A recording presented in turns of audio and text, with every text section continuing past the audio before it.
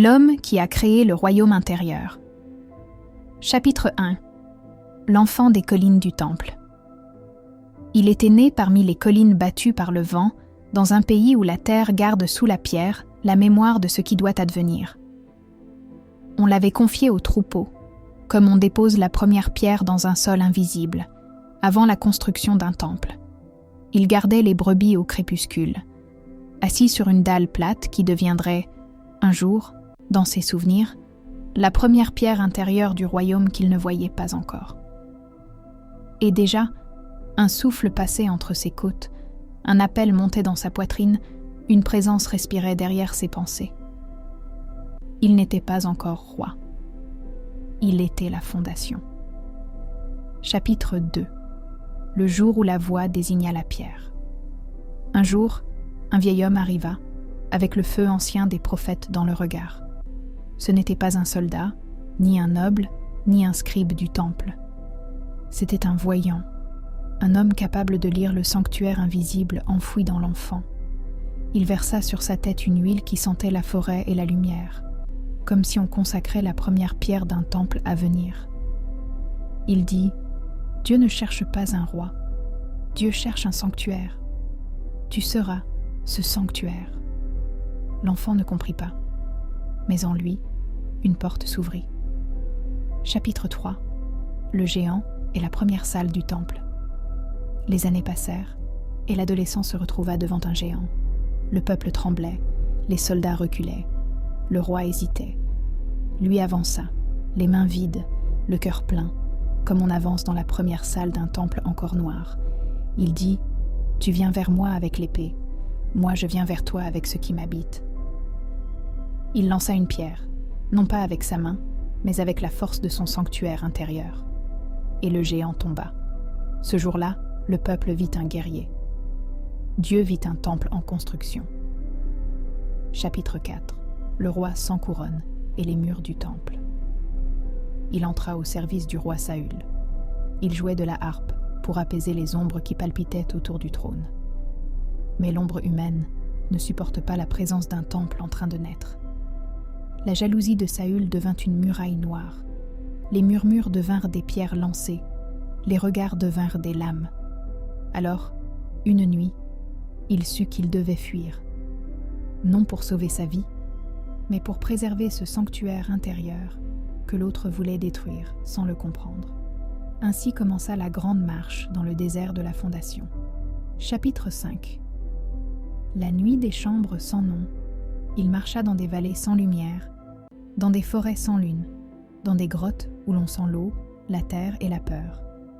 Lui qui avait été choisi, lui qui avait vaincu un géant, lui qui portait une promesse royale, se retrouva seul, traqué, incompris. Il dit : « Pourquoi m'as-tu choisi si c'est pour m'abandonner dans les profondeurs du temple que je ne comprends pas ?»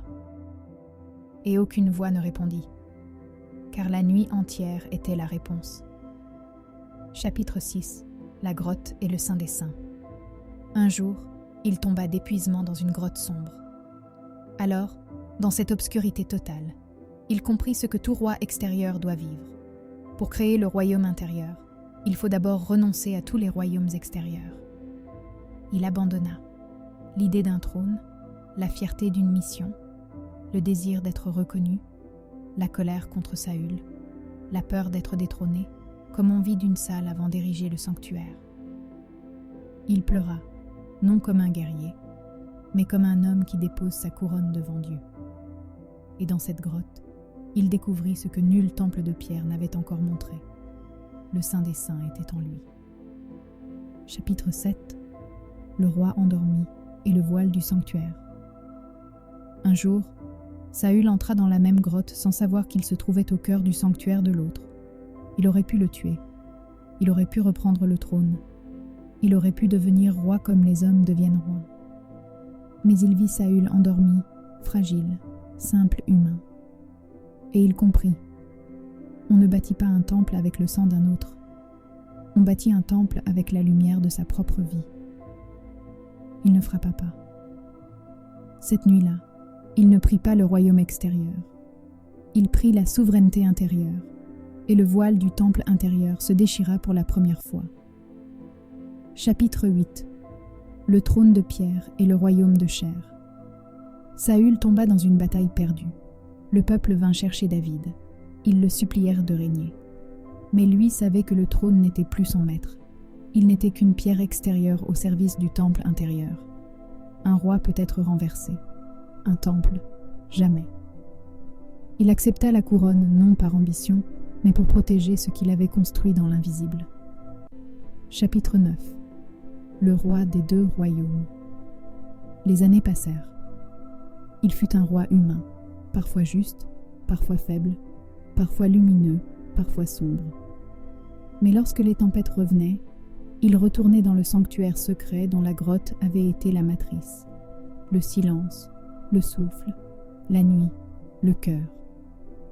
Il savait que le royaume extérieur n'était qu'une ombre, et que le vrai temple était celui que rien, ni personne ne pouvait profaner. Chapitre 10. Le royaume qui ne meurt pas. À la fin de sa vie, il vit les royaumes se lever et tomber, les rois mourir, les murs s'effondrer, les titres disparaître. Mais le temple en lui demeurait comme une flamme haute et immobile. Il dit alors: le royaume intérieur est le véritable temple. Les pierres tombent, la chair vieillit. Mais ce que j'ai créé en moi, aucune mort ne peut renverser. Et ce jour-là, il devint non seulement roi, mais le premier architecte du royaume intérieur, celui qui ouvrit la voie au souverain de l'âme. Conclusion. L'homme qui crée le royaume intérieur n'a plus besoin d'un royaume extérieur, car il porte en lui le temple vivant que rien ne peut lui enlever.